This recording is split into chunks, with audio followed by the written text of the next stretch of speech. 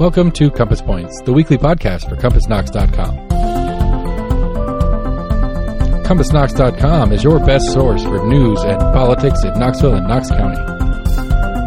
If you'd like to learn more about the topics discussed on today's podcast, go to CompassKnox.com and subscribe for in-depth coverage and much more. Welcome to Compass Points, podcast about Knoxville and Knox County government, politics, business, education, anything else that kind of grabs our attention and we want to share with you. I'm Scott Barker. I'm the editor of Compass. We're a subscription-based website and newsletter where we report on all of these topics. And you can find us at CompassKnox.com. We're recording this. I am calling in. I am not in the studio. The intrepid Seth Barber, Lord Seth Barber, is hailing things in the studio. I am calling in. How are you doing this morning, Seth? Doing well. My standard weather report is great. I got the windows and doors open because I'm not worried about the same sound issues as I have to worry about when you're here. So my only concern on today's episode is with the windows and doors open, the dog is running free. And so if a squirrel or something gets close enough for him to see, we might get a little background bark. Well, sound effects are fine. We're good with that. So, our company name is actually Barking Shark, so it kind of fits in with what we're doing here. Anyway, we've got a lot going on. We'll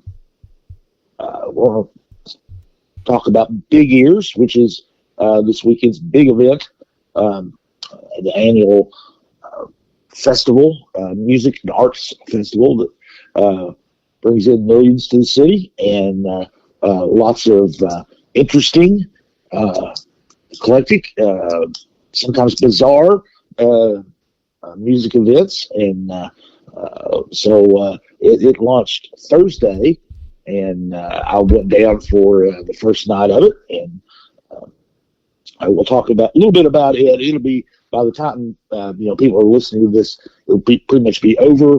But it's always worth talking about a little bit because of its stature in the music world, actually. So we'll also talk about the possible effects of an executive order that President Donald Trump signed last week to require proof of citizenship when you register to vote.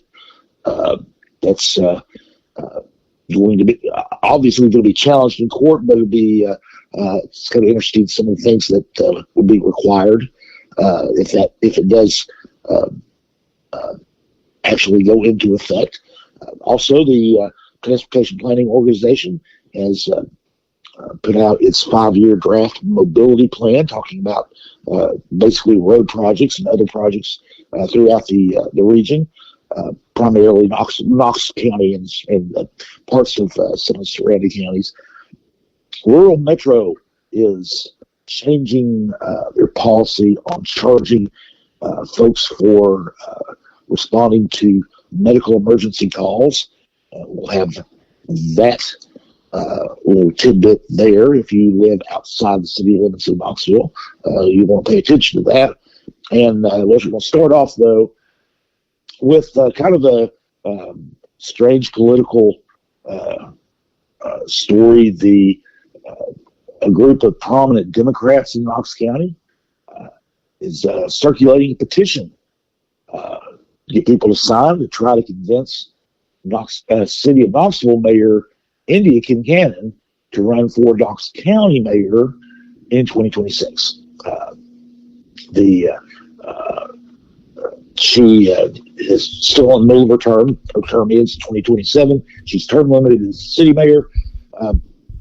But this group includes Phil Lawson, who's a businessman, philanthropist, major Democratic governor. He's one of the, if not the largest governor in the state, one of the largest Democratic governors in the state.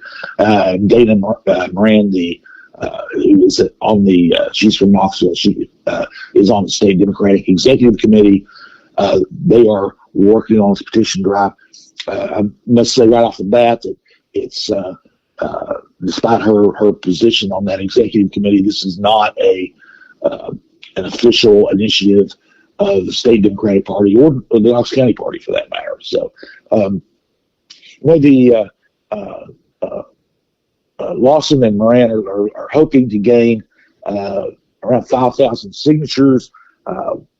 What they're hoping that will do is convince Kincannon that she would have enough support to run a viable campaign against whoever the Republican nominee would be.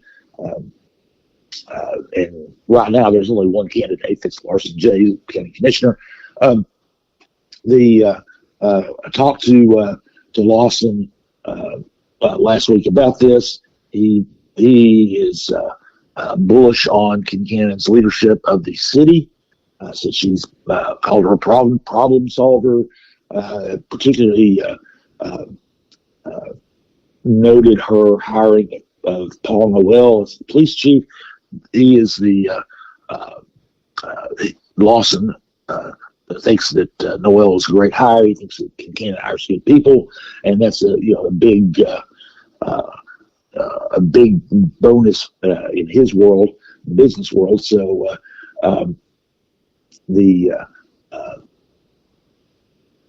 he also thinks that that Kincannon can make tough decisions, and that's going to be there will be tough decisions to be made. Whoever is the Knox County mayor, with the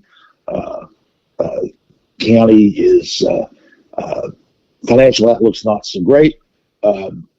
It's not bad, it's not terrible, but the debt is growing, and in the next coming years, it's going to soar, and the portion of the available revenues that will go to debt service will increase quite a bit, and there is a lot of speculation, of course, that whoever the next county mayor is, will have to raise taxes, which is something that hasn't been done here since 1999. So it's been over a quarter of a century.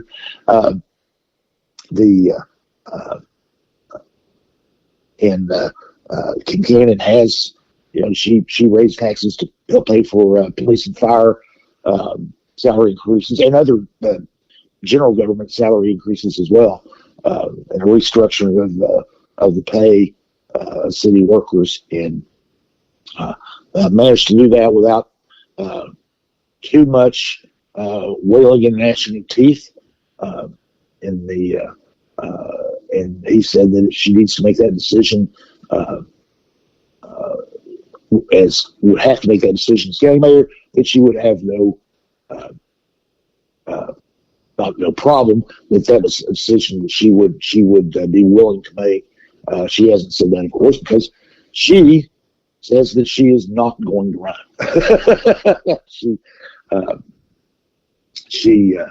I talked to her as well, said she was flattered, but she really, and thinks that is a kind of an endorsement of how of the job that she's doing as the city mayor. But she said that she wouldn't trade working as the city mayor for anything, and of course she'll have to change it for something in 2027 when her term ends, her second term. But she is not giving any indication that will that even if they get those signatures, that it will persuade her to run for county mayor. She can run. As you said, the county mayor election is 2026. Her term as city mayor ends in 2027. She can run, obviously, and stay in office as the city mayor if she were to win, which would be exceedingly difficult as a Democrat in Knox County. There hasn't been a Knox County Democrat elected mayor, or actually, at the time it was county executive since Tommy Shumpert in 1998. So That's an uphill battle no matter who is running on the Democratic side. But she, if she were to run and win, she would obviously be able to reside county or city council, whatever, name a successor to finish out her term. The exact same thing happened in 2010 when Bill Haslam was elected governor. He still had a year to go as city mayor. So there's precedent for it, of course. But the excuse me. Also whoever runs would be would have a formidable opponent if no other Republican runs in Larson J, who has been a two-term county commissioner. He has amassed a huge war chest. And by the way, Kincannon spent all her money. She just has like $8,000 left in her campaign account now. But so she'd have to really hit the trail trying to raise funds if she wanted to be competitive with Jay. But I mean, it sounds like they have they have the what's the word I'm looking for here? They have some horses in the stable that can help get that war chest up pretty quick. Oh yeah. There's Lawson, of course. He's got a huge network of people that he would be able to tap into. And I think that Democrats would embrace her as a candidate if she wanted to run. But people tend not to run for office if they don't think they'll have a chance. And I don't know that Kincannon is, and I don't know if she's got the burning desire to try to manage the county. She's more of an urban person, and the city is a good fit for her. But we will see. I mean, she could be persuaded and could run. All kinds of things could change. Jay, doesn't have an opponent yet. Probably will have an opponent at some point. He is no Republican says they're a moderate, but he's a little bit more moderate than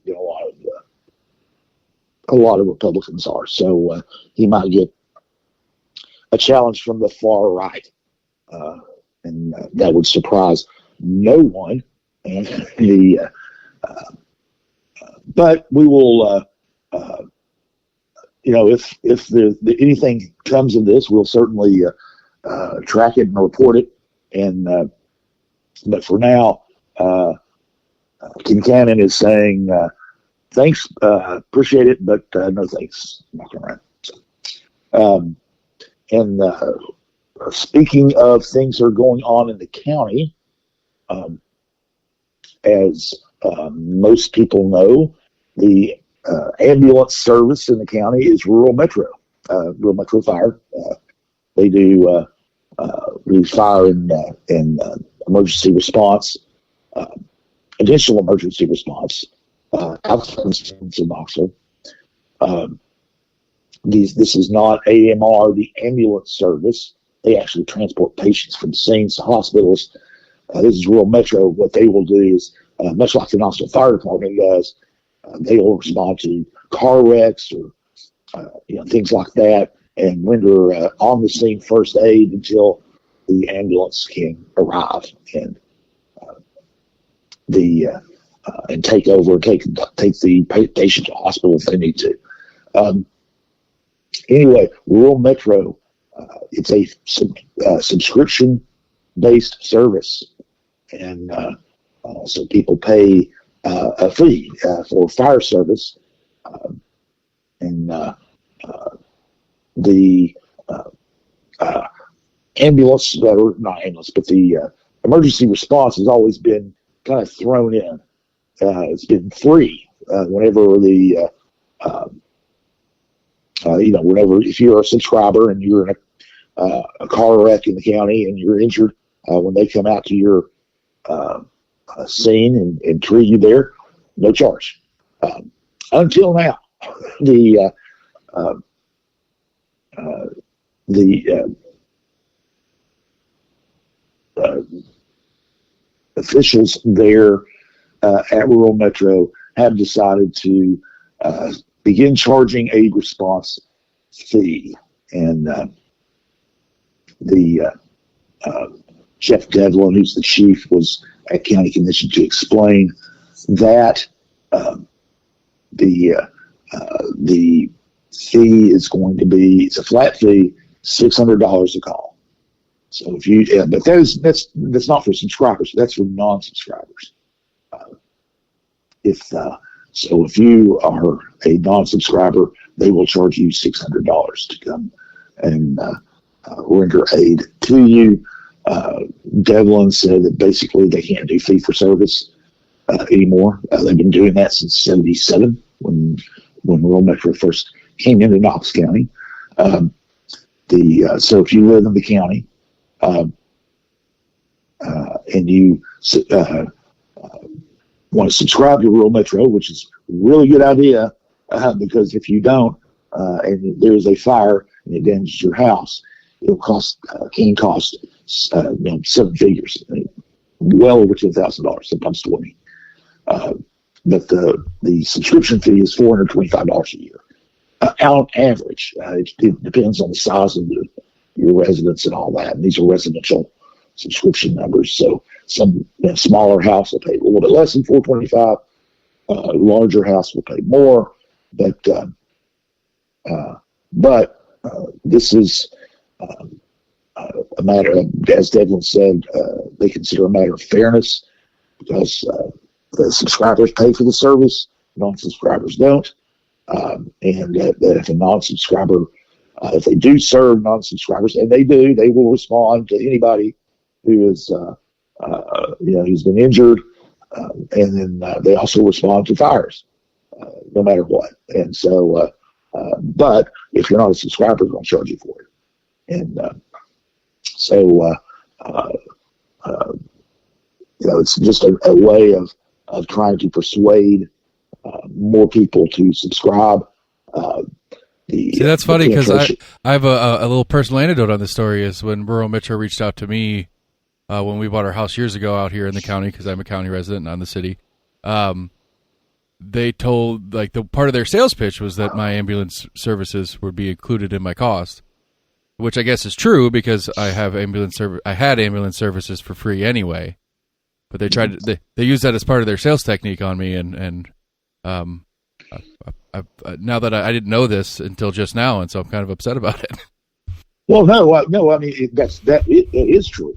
As a subscriber, if you subscribe, it would be free, and it will continue to be free. Right. It's for non-subscribers. If you didn't take them up on their offer, and I'm not going to ask you whether you did or didn't, but if you did not take them up on their offer, and there is you are cleaning leaves and fall off the ladder and break your leg, and they are the first responders to arrive, then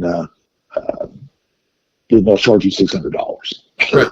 Now, starting now, but 10 years ago when I bought the house and they were giving me the pitch, that wasn't the case. That's true. But they still wanted you to subscribe. Well, yeah. I mean, I sell things for a living too. I understand. Yeah. Well,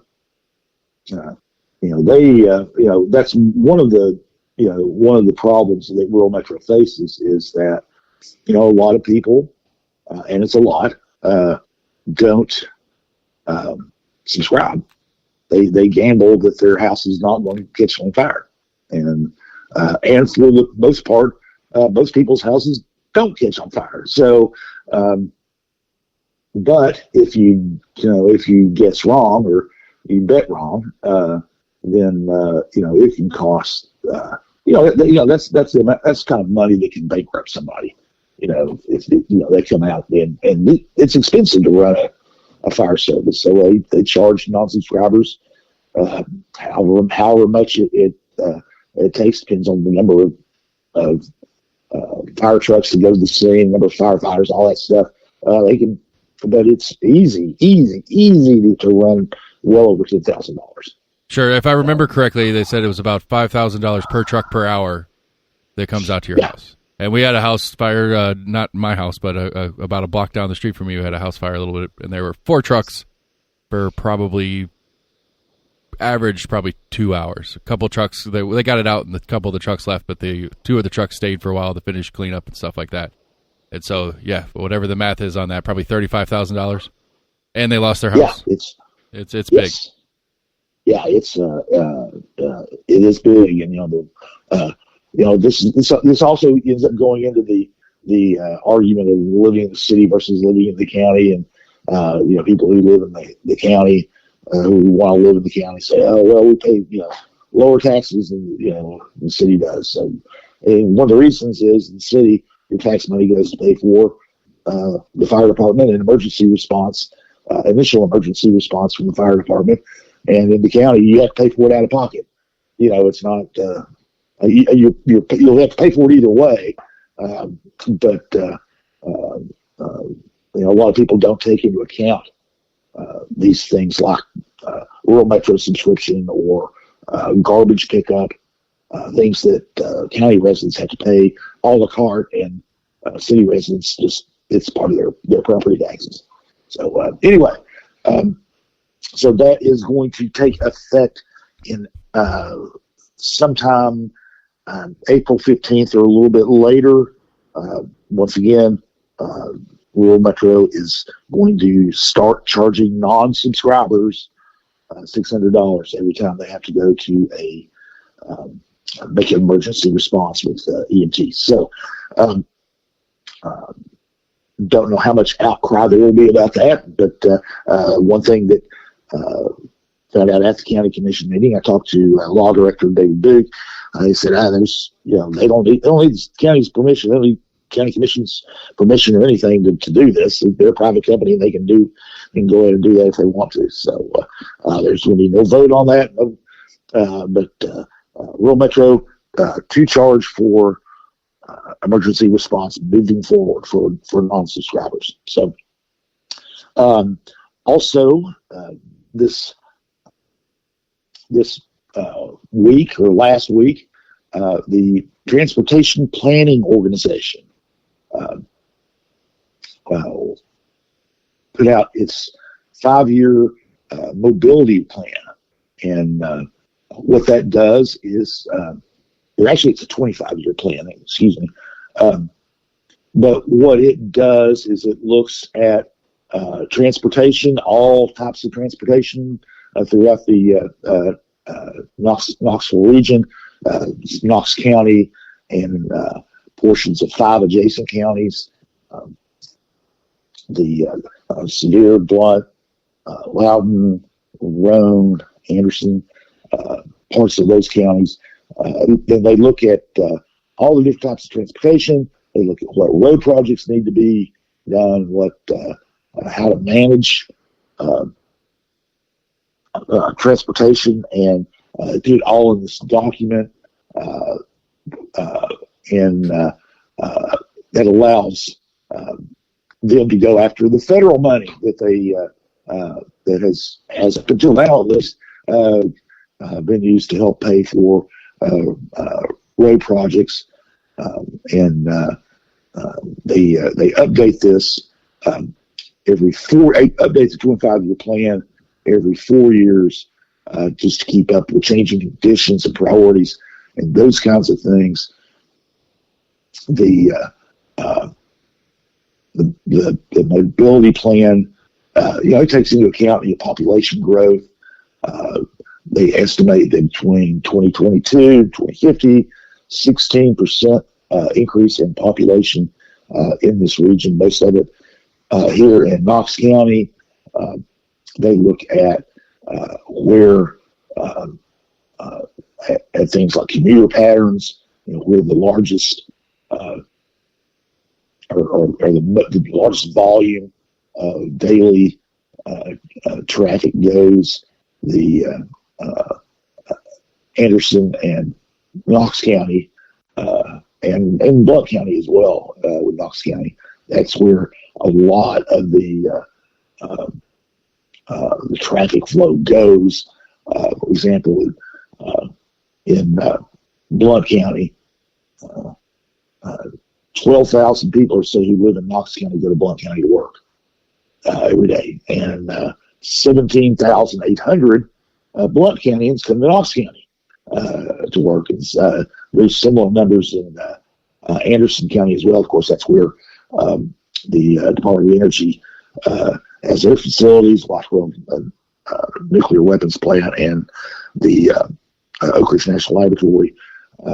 17,400 people go from Knox County to Anderson County to work, but 11,000 come from Anderson County to Knox County. So there's a lot of moving around, and they look at railroads and what the railroads are doing, and talk to the railroads. They check bridges, what bridges need to be repaired. All these things they put together. They look at traffic and wrecks and things like that to see where the trouble spots might be. They look at CAT at the bus service in Knoxville as well. All these different things are taken into account, and they then prioritize all the projects and figure out kind of how much they're going to cost over time, and what the funding sources might be. And for the region as a whole, as I said, that's Knox County and portions of 5 other counties. Over the next 25 years, 131 projects. It would cost upwards of $1.6 billion in 2024 dollars, and it would be more than that, 5.1 billion if you take into account when these projects would start. 1.6 billion is from, again, just if you use 2024 dollars. Of course, inflation. But if there's a project that's 2034, 10 years from now, that's going to be a more expensive project. So there's a lot of big money there. Most of these projects are in Knox County, which is Compass's focus. There are 70 projects they think will be needed in Knox County, at least at this point in time. That obviously down the road, projects will be added to that list, and some of them might be taken away. But estimated project cost there is $2.7 billion, and there are all kinds of projects, intersection improvements, road widening, things like that. But that mobility plan,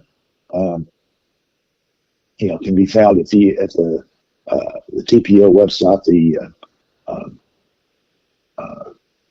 I'll give it to you. It's if you go to knoxmobility.org, you'll be able to take a look at that. There's plenty of information in that document. If you're one of the things you can do to do that, if you are obsessive like this, is look at if you're looking to buy a house somewhere, you can look at this mobility plan and see what your commute might look like in now and in the future if you decide to move to a particular area. So they're taking public input on the draft mobility plan. They encourage people to review the draft plan, submit comments. There are going to be public meetings. There's going to be, you can email them, and you can go to that website and they'll tell you how to participate in that. And so, as everyone I know complains about commuting times. Everyone I know complains about inadequate roads around here. That's where you'll find out what is on tap moving forward. The next item that caught our attention was the one of President Donald Trump's executive orders is overhauling how elections are held nationwide. The main thing is, he's made his political career on complaining about voter fraud, even though there's no evidence that there's really widespread voting fraud. But he has claimed that undocumented immigrants, for one, vote illegally in our elections. He does not like mail-in voting. He wants to kind of trim that back some. The main issue here is requiring proof of American citizenship to register to vote. That would mean that if you go to register to vote, that you would need to take your birth certificate or your passport or something like that to prove that you are indeed an American citizen. And there is the executive order also requires federal agencies to share data with local officials to try to find all these people who allegedly are voting illegally. The one thing is, this is it's just not it's not a big issue. The Chris Davis, the election administrator in Knox County, said he didn't see it. But the voter fraud that they run into is when somebody does not live where they are registered, and they know it, and they don't change their registration. So they could live out of state and keep their voter registration in Knox County and then try to vote in Knox County. That is voter fraud. It's probably the most common type of voter fraud there is. He also said that there are a lot of people who are convicted of felonies and get out of prison, and they try to vote before they get their rights restored. That's very common. Whenever they encounter something like this, Dave City turns it over to the DA's office, and he lets Sean Allen take care of that. But it's a very small number of people that account for any type of voter fraud. But this order will affect a lot of people. One estimate is that around 9% of voting age U.S. citizens don't have proof of citizenship handy. They've lost their birth certificate, or they never have gotten a passport. All they have is their driver's license, or maybe a social security card. That's not proof of anything other than you've got a social security number. That's over 21 million people who would have to go get a copy of their birth certificate or something like that in order to be able to vote, to register to vote. It's unclear at this moment if this is going to be retroactive. I've got my passport out ready just in case. But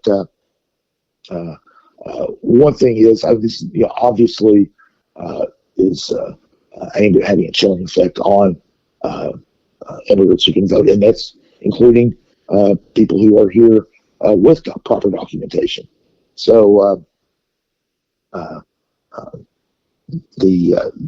undoubtedly this will be challenged in court, as many of the other executive orders that President Trump has issued have been.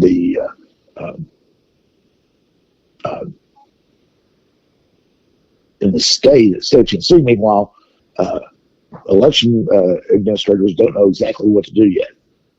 I talked to Davis. He said, we don't think it'll have any immediate effect, even if it doesn't get challenged in court.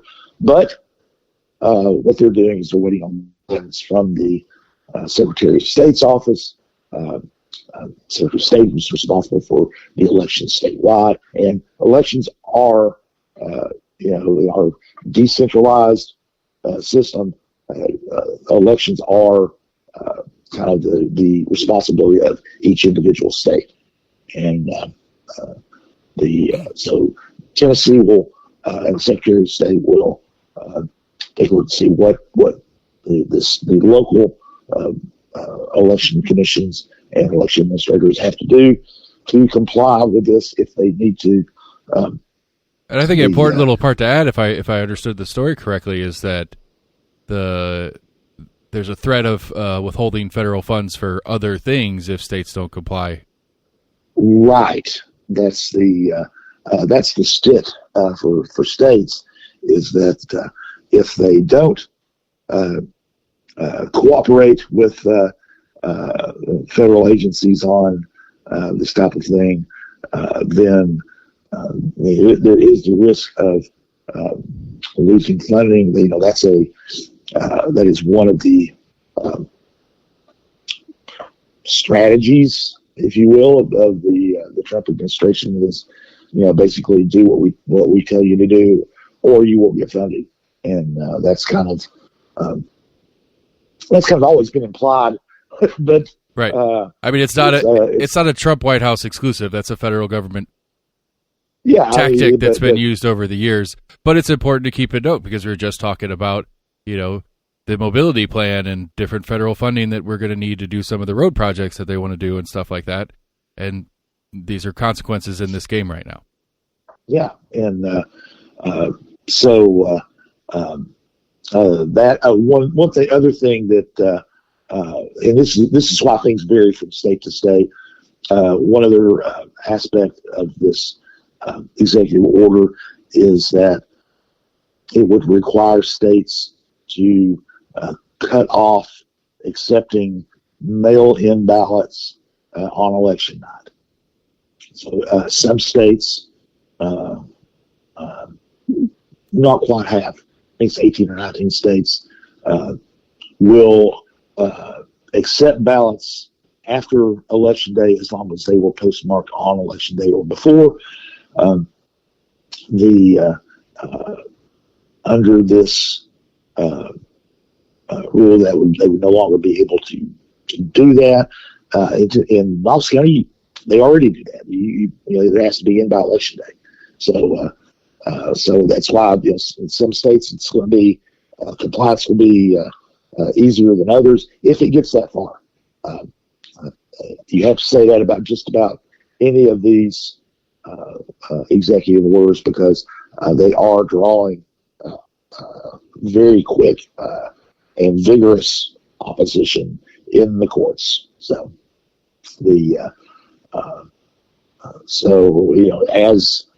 as this moves forward, if there it does end up going into effect, and the election commission does get notice about what the state wants them to do, we'll pass that along to you.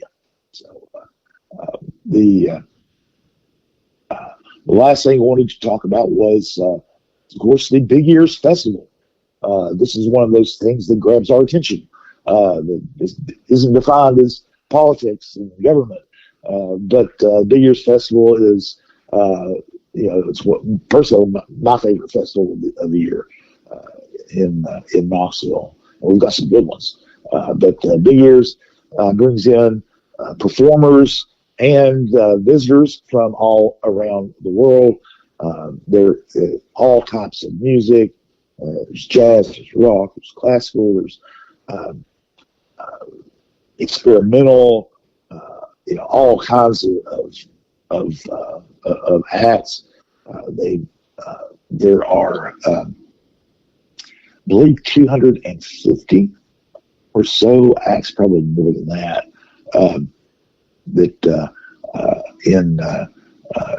20 venues in and around downtown.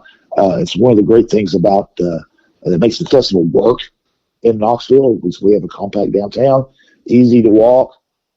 You've got and between the venues, and one of the things about this being a festival is you don't get a ticket for each event. You buy a wristband, and that allows you to go in and out of venues at will, as long as they're not over capacity. But you can go see a show at the Bijou and see the first 30 minutes of the show at the Bijou, and then bop up to the Tennessee Theater for the beginning of another show, another performer in a completely different genre, and you can just go in and out like that. It's kind of like one of those progressive dinner kind of things. So you just go to various places. It's easy to do because downtown's so walkable. And anyway, there'll be about 34,000 guests over the course of the weekend. I don't think those are unique guests, but I'm going to do some because it's a 4-day festival. And by the time you listen to this, it will be pretty much over.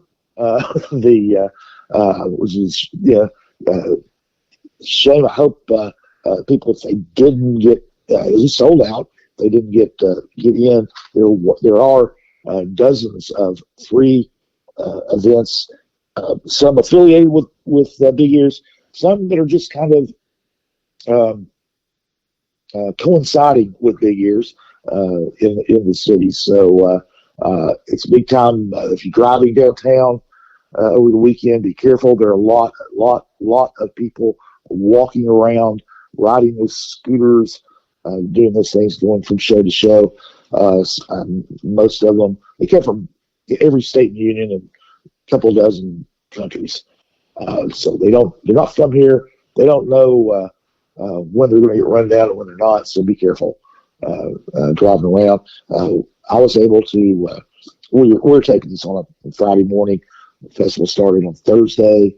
I was able to go to one of the opening shows, and it's actually one we wrote about this week in kind of previewing it. It was the world premiere of The Mockingbird, which was a collaboration between poet and singer-songwriter R.B. Morris, a former poet laureate in the city of Knoxville, and William Wright, who has been a long mainstay in the Knoxville music scene.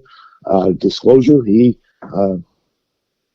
provided us with our music that we use in this podcast. Secondary disclosure, I played in a band with him back when I was in college, so it's a small world situation with the Will Wright in this conversation. Yeah, I know. One of the things that's shocking to me is I met Will last year when I interviewed him about his band that played at Big Ears then, and I'm shocked that it's the first time I've met him.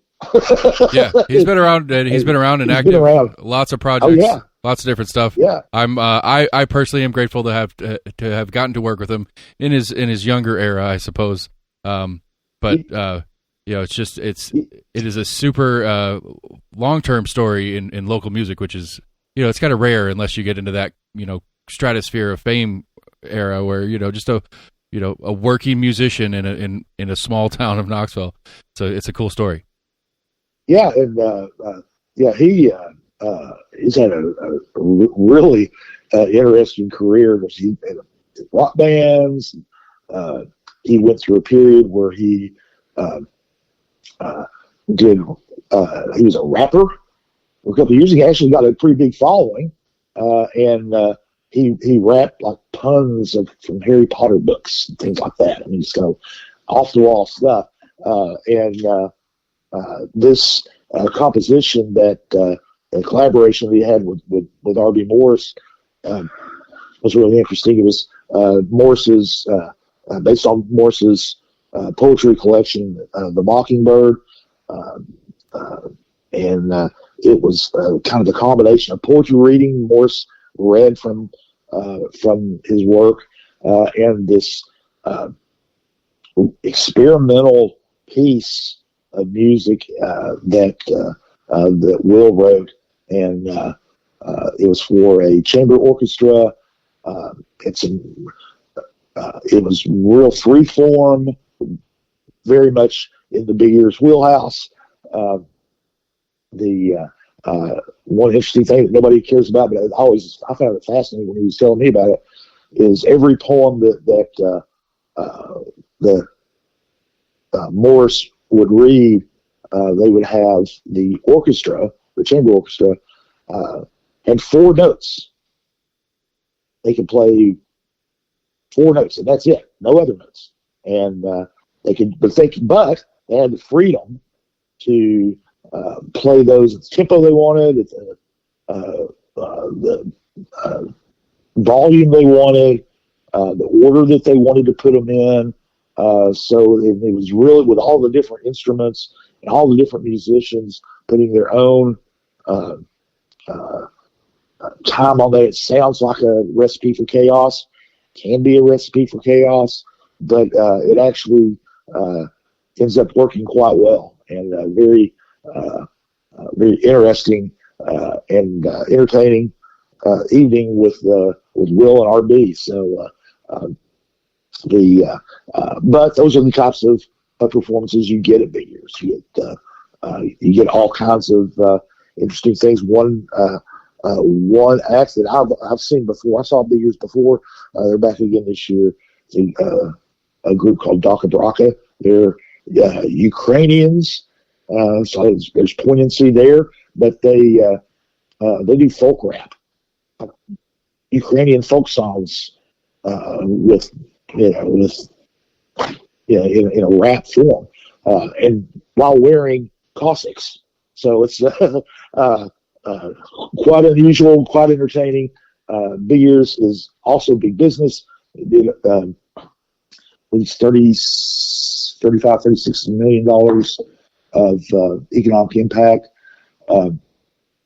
It's more than that. It's almost $70 million of economic impact in the area. So it's a big boon to downtown businesses, to restaurants, to hotels, anybody else who does business down there. But first and foremost, it is an enjoyable festival. As always, Ashley Capps, who could take this festival anywhere in the country. He is well known throughout the United States and around the world as a concert promoter and developer, and he can take it anywhere, but he keeps it here in his hometown. So that is about all we're going to talk about for this week, or for last week's news. We'll turn our attention now to next week. Be more, be less avant-garde music and more mundane but important political and government news. County Commission is going to be meeting on Monday. There's not a whole lot of controversial on their agenda. In fact, almost everything is on their consent agenda, which means that they, unless somebody changes their mind, they're not going to discuss it. They're just going to go ahead and vote for it. Non-controversial items, a lot of these things like accepting grants, things like that. So, although there will be an interesting presentation from the folks at the Tennessee Valley Fair, it'll be interesting because it's, the fair is a city, it's an event inside the city limits of Knoxville. It's a private company. They do their own thing. They, most of their support from the public sector comes from the city of Knoxville. I believe they don't pay utilities during the 10 days of the fair. But they're going to be going there. It could be that, that they will be looking for a new home. It's been Chilhowie Park for over 100 years, but the city has made no secret that they want to make changes at Chilhowie Park. master plan treats it more as a traditional park. It's technically an event venue, but despite the name, but they wanted to make it a more active park for neighborhoods, which might be incompatible with the fair. The city is selling off what used to be the midway of the fair on the south side of Magnolia Avenue from the main part of Chilhowie Park. They're going to be selling that to a developer to help revitalize the Burlington neighborhood. So a lot of changes there. But be interesting to see what the fair folks say. On Tuesday, we've got the city council. There's it's very, very similar to county commission. There's not a whole lot of stuff that's really sexy. You know, we talked about the ordinance that would allow festivals throughout the city on public property to sell beer. Seth, we talked about that last week because you've been involved in that as the one of the organizers of Hollaroo and Happy Holler. The second reading of that ordinance is going to be at Tuesday's meeting. But other than that, there's not doesn't appear to be anything too controversial. There's they are going to be voting on what they hope would be almost $900,000 from TEMA, the Tennessee Emergency Management Agency, to help defray the cost of the, get this, August 7, 2023 storms that came through that were really devastating. But I mean, there are things like that that are in there. They're also getting nearly $1 million from TDOT to help improve bus service, particularly upgrades to bus stops, things like that. So everybody is kind of laying low, I think, waiting till budgets come out before they do anything controversial. So, but we'll be covering those meetings and much more next week, this coming week, as the calendar turns from March to April. And so with that, we'll go ahead and I want to say thanks to Lord Seth Barber, our producer. Again, a shout out to Will Wright. He provides our music, and we'll be back next week to talk about what happens between now and then in the Knox County and Knoxville political world. Thank you, and talk to you then. CompassKnox.com is your best source for news and politics in Knoxville and Knox County. If you'd like to learn more about the topics discussed on today's podcast, go to CompassKnox.com and subscribe for in-depth coverage and much more.